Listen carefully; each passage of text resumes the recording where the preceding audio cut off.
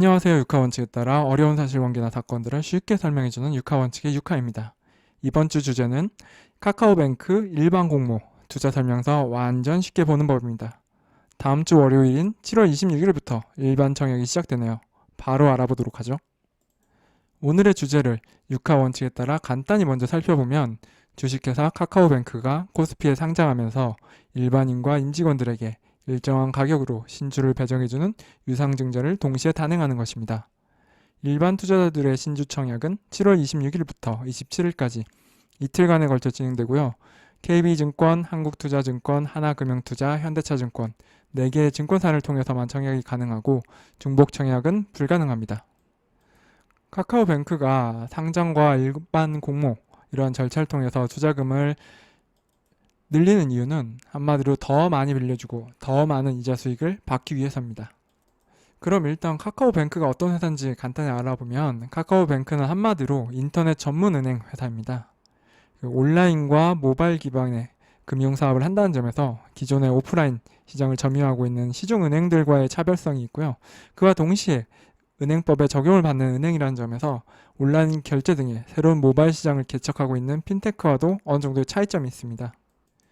이런 시중 은행들과의 차이점만 간단하게 비교를 해보면 카카오뱅크는 다른 시중은행과 달리 지점이라는 개념이 없고 온라인으로만 진행을 하고 있고 이에 따라서 본점의 개념만 존재를 합니다. 이에 따라서 ATM 수수료 등을 면제할 수 있게 운영비를 줄일 수 있는 거죠. 다만 시중은행은 대기업의 대출이 가능한 반면에 카카오뱅크는 대기업 등의 대출이 불가능하기 때문에 가계대출을 주 상품으로 구성할 수밖에 없습니다. 그럼 카카오뱅크가 은행이냐 아니면 플랫폼이냐 이 두 가지 가지고 좀 논란의 여지가 있을 수 있는데요. 일단 수익 구조만 놓고 본다라면 은행이라고 보는 게 좀 더 정확할 것 같습니다. 왼쪽 그림을 보시면 카카오뱅크의 순영업수익 구성을 보시면 거의 이자 수익이 대부분이고 비이자 수익은 그렇게 크지 않아요. 심지어 거의 적자에서 최근에 이제 막 수익을 내고 있는 구조거든요. 그리고 오른쪽 표를 보시면 알 수 있듯이 그 이자 수익의 대부분은 그 개인 신용대출, 마이너스 통장대출, 다음에 전월세 보증금 대출 여기서 나오는 이자 수익이 대부분입니다. 즉 영업 방식이 온라인이냐 오프라인이냐 차이가 발생할 수는 있지만 사업의 본질은 결국 은행, 즉 이자 수익이라는 거죠. 반면에 카카오뱅크의 가장 큰 차별점은 바로 카카오라는, 즉 카카오톡이라는 일종의 플랫폼 생태계를 공유하고 있다는 겁니다.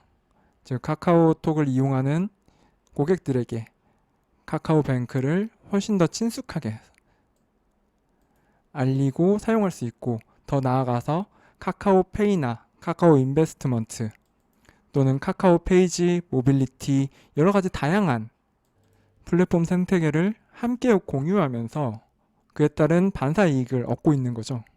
실제 카카오뱅크의 성장률만 봐도 한 3년치 보면 거의 60%가 넘는 60에서 70%가 넘는 성장률을 보여주고 있습니다. 실제 카카오뱅크 앱의 활동성만 봐도 KB, 신한, NH보다 높은 활동성을 보여주고 있고요. 아직까지는 카카오뱅크는 이자 수익이 대부분의 수익을 담당하고 있지만 앞으로는 수수료 이익의 비중도 상당히 높아질 것으로 보입니다. 이러한 카카오 자체의 공격적인 투자에 힘입어서 대출 성장률 그리고 수수료 수익을 극대화해서 새로운 플랫폼, 일종의 은행이지만 플랫폼 사업자로서의 어느 정도 입지를 갖춰 나가겠다. 이게 바로 카카오뱅크인 겁니다. 그럼 우선 가장 궁금해하실 공모 주요 사항을 간단하게 살펴봐야 될 것 같은데 증권 수량만 해도 650만 주가 되고 모집 총액만 해도 2조 5천억 정도고 2조 5천억을 넘었습니다. 모집 가액은 3만 9천원으로 희망 밴드 상단을 결국엔 찍었는데요. 이는 정확하지 않지만 장외에서 거래되는 가격의 한 절반 정도 수준에 불과하긴 합니다. 모집 방법은 일반 공모고요. 일반 청약자분들에게 주어지는 물량은 한 25% 정도로 보입니다. 청약 일자는 다음 주 월요일인 7월 26일부터 27일까지 이틀이고요. 청약 증거금률은 50%. 즉 신청하시는 물량의 50% 정도는 증거금으로 미리 내셔야 되고 배정 공고일, 다음에 증거금 환불일은 7월 29일입니다. 그리고 실제로 카카오뱅크가 상장되는 날짜는 8월 6일입니다. 구체적인 청약 방법을 설명해 드리면 청약 전일까지, 그러니까 이미 만드셨어야 돼요. KB증권, 한국투자증권, 하나금융투자, 현대차증권 청약 가능 계좌를 이미 만들어 계셔야 되고요. 다만 중복 청약이 금지되기 때문에 이 4개의 증권사 중 하나에만 신청을 하셔야 됩니다. 다른 데다 넣으셔도 나머지 청약은 배정이 되지 않아요. 일반 청약자의 배정 방법은 균등 50%, 비례 50%인데요.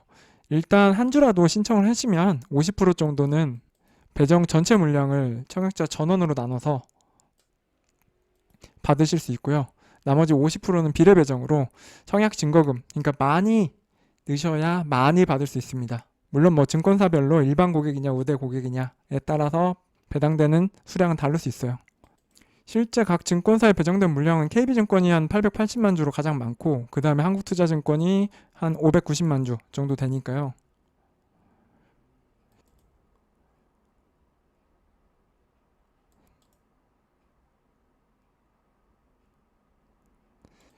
이러한 배정은 결국에는 경쟁률이 가장 중요하기 때문에 실제로 어느 증권사가 가장 유리하다고 볼 수는 없지만 KB증권이나 한국투자증권이 배당받은 물량이 많기 때문에 아무래도 받을 가능성이 높고요.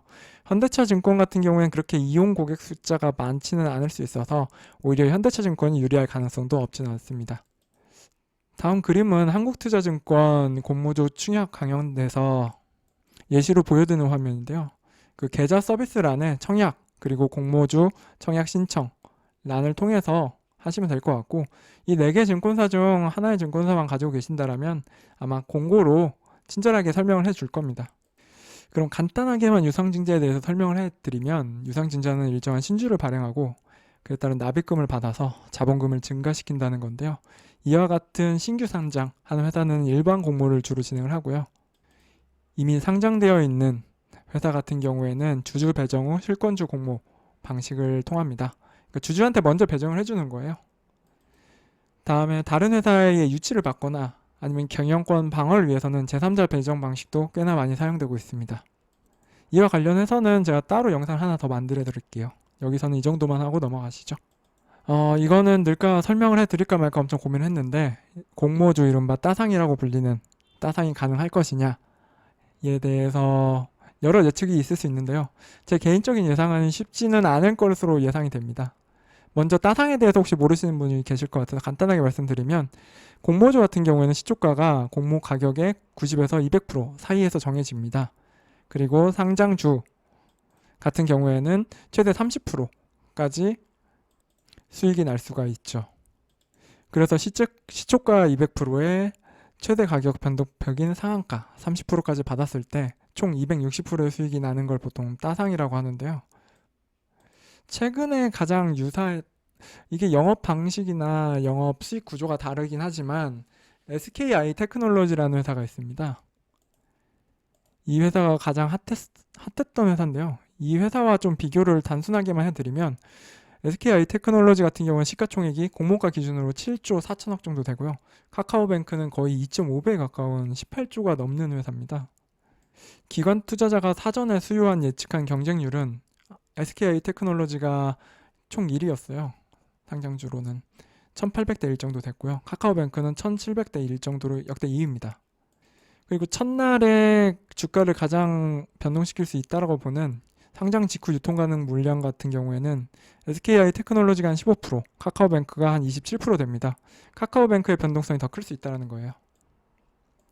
실제 그러면 SKI 테크놀로지가 어떻게 주가가 움직였냐? 시초가 200%는 성공했습니다. 그래서 원래 공모 가격이 10만 5천 원이었는데 21만 원에 시작을 했어요.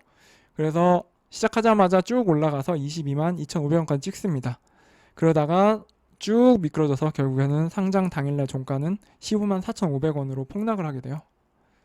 다만 이렇게 떨어진 주식이 바닥을 좀 기고 있다가 결국에는 쭉쭉쭉쭉 올라와서 2021년 7월 23일 저번 주 금요일 종가로는 23만 5,500원으로 결국 회복을 했죠. 다만 SKI 테크놀로지 같은 경우는 흔히 말하는 성장주예요. 배터리 소재를 주로 영업으로 하고 있거든요. 다만 카카오뱅크는 은행이기 때문에 과연 SKI 테크놀로지와 동일한 방향성을 가질지는 누구도 예상할 수가 없습니다. 다만 SKI 테크놀로지를 기준으로 봤었을 때 첫날에 따상은 좀 어려울 걸로 보는 게 제 개인적인 예상입니다.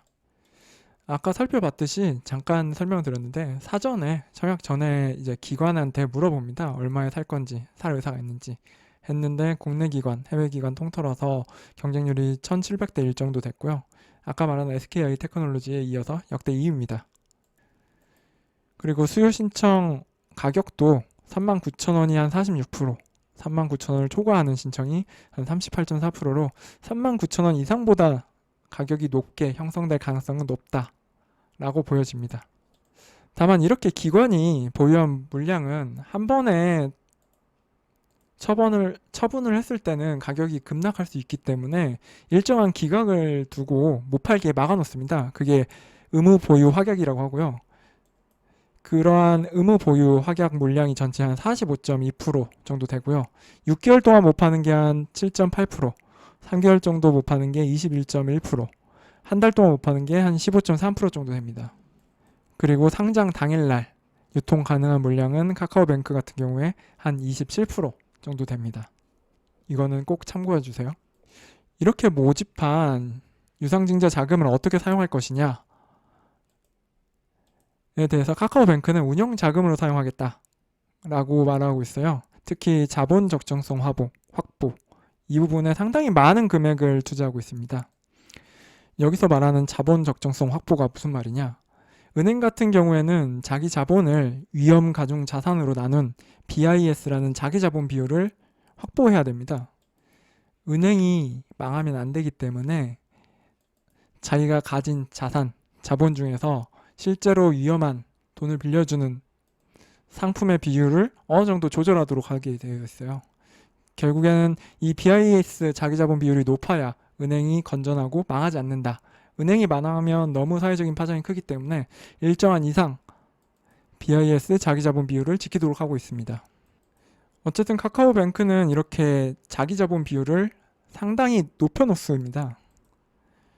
일반 공모나 투자를 통해서 많은 자본금을 확보해 놓고 있죠. 이렇게 자기 자본을 늘리는 이유는 일단은 중저 신용자의 대출을 확대해야 되고 추가적으로 주택담보대출 시장에도 진출하기 위함입니다. 이건 뒤에 가서 조금 더 자세히 설명을 드릴 건데 중신용 대출을 확대해야 되는 이유는 처음에 인터넷 전문은행 인가 신청 시에 30.8%의 중신용, 중금리 대출을 하겠다라고 이미 해놨었는데 실제로 2020년 말 기준으로 카카오뱅크의 중저 신용자 대출 비중이 10% 정도밖에 못 채우는 거예요. 그러니까 인터넷 전문 은행은 기존 은행이 하지 못하는 중신용자, 저신용자한테 중금리로 대출을 해주겠다라고 해서 인가를 받았는데 실제로는 고신용자들에게 대출을 해줘서 그 수익을 극대화시키고 있다 이거죠. 이에 따라서 중저신용자에 대한 대출을 확대할 수밖에 없어요. 오히려 시중은행 같은 경우에 한 중저신용대출 비율이 한 25% 정도 되거든요. 카카오뱅크가 한 10% 정도이기 때문에 일반 은행보다도 오히려 대출받기가 좀 어렵다. 그렇기 때문에 처음 인가 목적과 다르지 않느냐 논란이 증가가 될 수밖에 없어요. 그렇기 때문에 이제 금융당국에서는 아무래도 고신용자한테만 돈을 빌려주는 건 문제가 있다라고 해서 중저신용자 대출 상품들을 만들어야 되고 이걸 30%까지 늘려야 되기 때문에 아무래도 자본금을 그쪽에 사용할 수밖에 없는 거죠. 두 번째로는 핀테크 관련된 사업에도 진출을 해야 되고 개발을 계속 유지를 해야 되기 때문에 개발하고 M&A 실탄을 확보하겠다라는 취지로 보입니다. 카카오뱅크에 투자하실 분들, 좀 장기적으로 보시는 분들이 고려하실 만한 핵심 위험 사항인데요.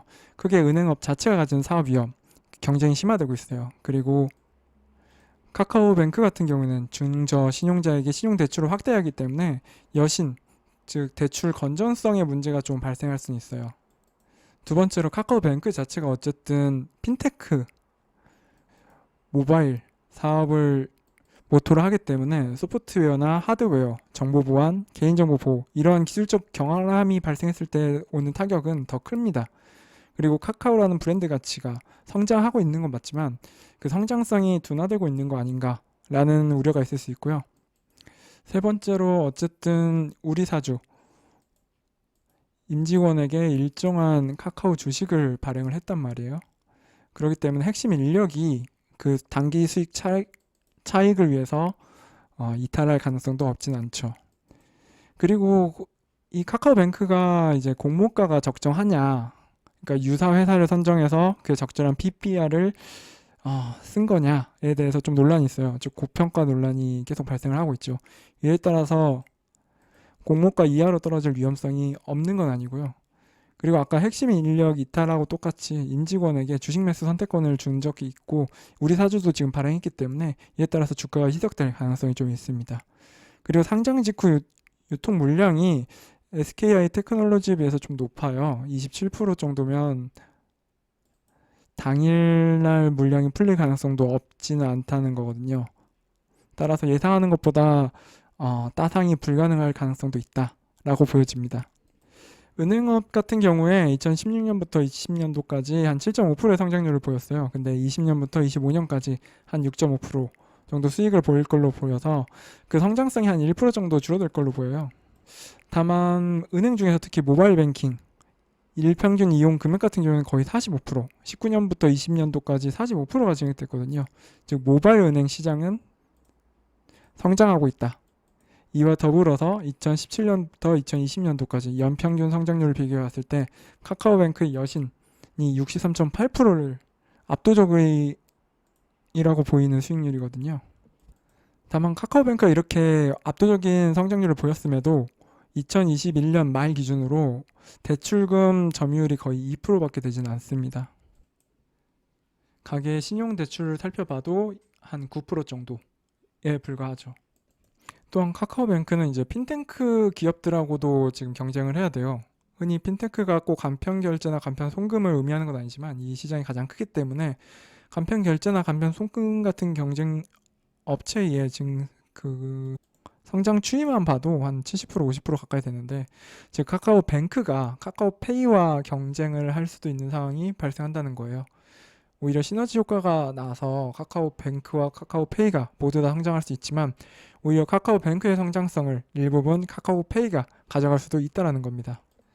아까 말했듯이 본인과 신청, 그러니까 전문은행 신청하면서 2020년도 말까지 중저 신용자 대상의 신용대출을 30%까지 늘리겠다 했는데 지금 10% 정도거든요.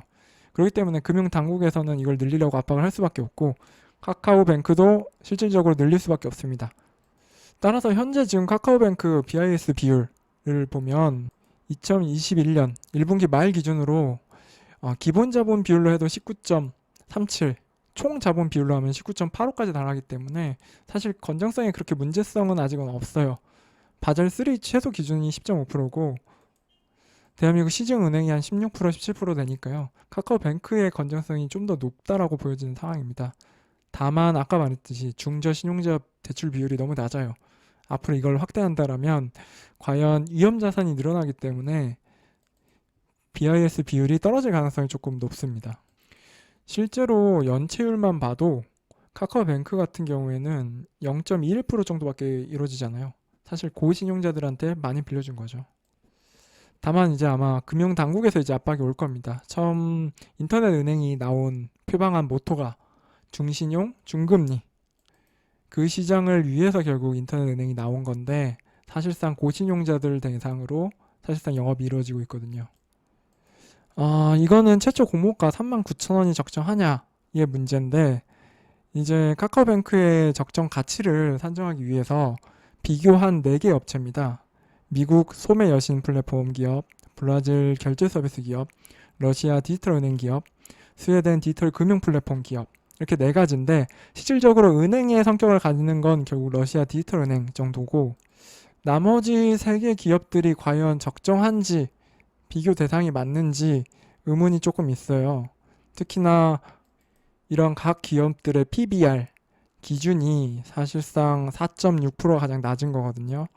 그렇기 때문에 카카오뱅크 PBR인 3.1에 3.7을 맞추기 위해서 4개의 업체를 조금 다른 성격의 회사로 정한 게 아니냐라는 의문이 제기가 되어 있고 현재 이에 따라서 카카오뱅크가 비싸다 라는 논란이 조금 발생하고는 있어요.